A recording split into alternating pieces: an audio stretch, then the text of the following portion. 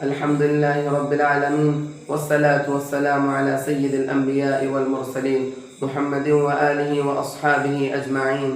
أما بعد، فأعوذ بالله من الشيطان الرجيم. بسم الله الرحمن الرحيم. إنا نحن نزلنا الذكر وإنا له لحافظون. وقال النبي صلى الله عليه وسلم: خيركم من تعلم القرآن وعلمه. عجب نہیں کہ بدل دے اسے نگاہ تیری، بلا رہی ہے تجھے ممکنات کی دنیا. معزز سامعین اور برادران اسلام، میں اس پرنور اور متبرک محفل میں متبرک کتاب قرآن کریم کی فضیلت پر روشنی ڈالنے کی جسارت کر رہا ہوں. میں اس سرچشمہ رشد و ہدایت اور منبع حکمت و شریعت کا تذکرہ کرنے جا رہا ہوں، جس کے بارے میں خدا تعالیٰ نے فرمایا: انا نحن نزلنا الذکر وانا له لحافظون، کہ ہم ہی نے قرآن کو اتارا اور ہم ہی اس کی حفاظت کرنے والے ہیں. جب اہل مکہ نے قرآن کریم کو معجزہ ہونے سے انکار کیا، اس کتاب کا انکار کیا جس کے بارے میں خدا تعالیٰ نے فرمایا لا ریب فی، اس میں کوئی شک نہیں ہے، تو اللہ تعالیٰ نے تمام فصحاء عرب و بلغاء عرب سے تحدی اور چیلنج کیا کہ تم ایک دو نہیں بلکہ بہت سارے مل کر بھی اس قرآن جیسی ایک آیت نہیں لا سکتے. قرآن نے اس طرح نقشہ کھینچا ہے: وَإِن كُنتُمْ فِي رَيْبٍ مِّمَّا نَزَّلْنَا عَلَىٰ عَبْدِنَا فَأْتُوا بِسُورَةٍ مِّن مِّثْلِهِ، کہ تم اس چیز میں شک کرتے ہو جو ہم نے اپنے بندے محمد صلی اللہ علیہ وسلم پر نازل کی، تو تم اس جیسی ایک صورت لا کے دکھاؤ. اور تم اس جیسی ایک صورت لا کے دکھاؤ. فصحاء عرب نے لاکھ کوششیں کی لیکن آخر میں عجز کا اظہار کیا. امر القیس جو عربی کا بہت بڑا شاعر تھا، جب اس نے انا اعطیناک الکوثر کی صورت کو باب کعبہ پر دیکھا تو پکار اٹھا: خدا کی قسم یہ کلام کسی بشر کا کلام نہیں. معزز سامعین، آئیے میں آپ کو عظمت قرآن سناتا ہوں.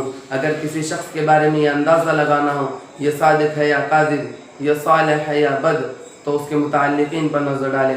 اگر اس کے متعلقین صحیح تو وہ شخص بھی صحیح، اور اگر اس کے متعلقین بد تو وہ بھی بد. ایسے ہی اگر ہم قرآن کریم کی فضیلت پر نظر ڈالیں، قرآن کریم کی عظمت پر نظر ڈالیں، قرآن کریم کی عظیمت پر نظر ڈالیں، اس سے پہلے ہم قرآن کریم کے متعلقین پر نظر ڈالتے ہیں. اور اگر ہم قرآن کریم کے متعلقین پر نظر ڈالیں تو سب سے پہلا تعلق نظر آتا ہے رب کائنات سے، جو مصدر قرآن ہے، جو خالق رحمان ہے، جو تمام جہانوں کا مالک ہے، جو اہل ایمان پر بڑا مہربان ہے. یہی ہمارا ایمان ہے. جو اس کا منکر وہ شیطان ہے. کلام الملوک ملوک الکلام، بادشاہوں کا کلام کلاموں کا بادشاہ ہوتا ہے. لہذا قرآن کریم سب سے اعلیٰ ہے، قرآن سب سے عرفہ ہے. قرآن کو تمام کتابوں پر فضیلت حاصل ہے. اور قرآن کریم کا دوسرا تعلق نظر آتا ہے لوح محفوظ سے. یہ وہ تختی ہے جو عرش کے اوپر ہے. غور کیجئے، جو عرش کے اوپر ہو. اعلیٰ و عرفہ شے کے لیے اعلیٰ و عرفات مقام تجویز کیا گیا. اور آگے چلے، تیسرا تعلق نظر آتا ہے لیلۃ القدر سے. یہ وہ رات ہے جس رات کو قرآن کریم کو لوح محفوظ سے آسمانی دنیا پر لایا گیا.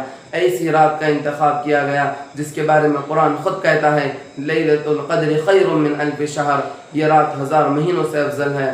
لہٰذا قرآن کریم کو زمانے کے اعتبار سے بھی فضیلت حاصل ہے. اور آگے چلے، چوتھا تعلق نظر آتا ہے حضرت جبرائیل سے. یہ وہ فرشتے ہیں جن کو تمام فرشتوں پر فوقیت حاصل ہے، جن کے بارے میں قرآن نے کہا ذی قوت عند ذی العرش مکین، سب کا معنی ہوا معتبر کہا. اس فرشتے کی فضیلت میں کسی کو کیا شک ہو سکتا ہے جس کو قرآن نے عزت والا کہا، جس کو قرآن نے عظمت والا کہا، جس کو قرآن نے پے کرے امانت کہا. لہذا قرآن کریم کا یہ تعلق بھی اعلیٰ و عرفہ ہے جس سے قرآن کریم کی عظمت و فضیلت روز روشن کی طرح آیا ہے. اور آگے چلے، قرآن کریم کا پانچواں تعلق نظر آتا ہے مکہ و مدینہ سے. یہ زمین کا وہ حصہ ہے جس کو تمام زمینوں پر فضیلت حاصل ہے، جہاں جنگ و جدال کرنا حرام ہے. یہ زمین کا وہ حصہ ہے جس کو دارالامن قرار دیا گیا. اور آگے چلے، قرآن کریم کا چھٹا تعلق نظر آتا ہے قلب ماہ رسالت. یہ وہ قلب ہے جس کو زمزم سے 4 مرتبہ دھویا گیا، زمزم سے جس کو 55 میں دھویا گیا، زمزم سے جس کو 30 سال کی عمر میں دھویا گیا، زمزم سے جس کو غار حرا میں دھویا گیا، زمزم سے جس کو معراج کے سفر میں دھویا گیا. لہذا قرآن کریم کا ایک تعلق اعلیٰ و عرفہ ہے جس سے قرآن کریم کی عظمت و فضیلت، عزت و فضیلت روز روشن کی طرح آیا ہے. قرآن کریم کا ایک تعلق قرآن کریم کا ایک تعلق امت محمدیہ بھی ہے جس کو خیر امت کہا گیا.